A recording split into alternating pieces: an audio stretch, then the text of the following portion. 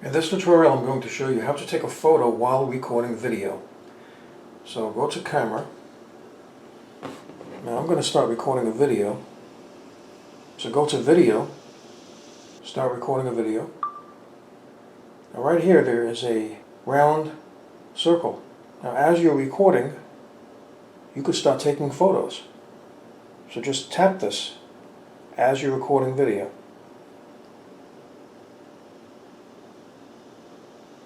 Every time you tap it, you're taking a photo. Okay, so let's check the photos. So I'm going to stop recording video. Okay, so there's the video you took. Go to all photos, and there you go. Here are the photos that you just took. So I hope you found this video useful. If you have, please show your support for this channel by subscribing. Feel free to leave comments. Please like up this video, and thank you for tuning in.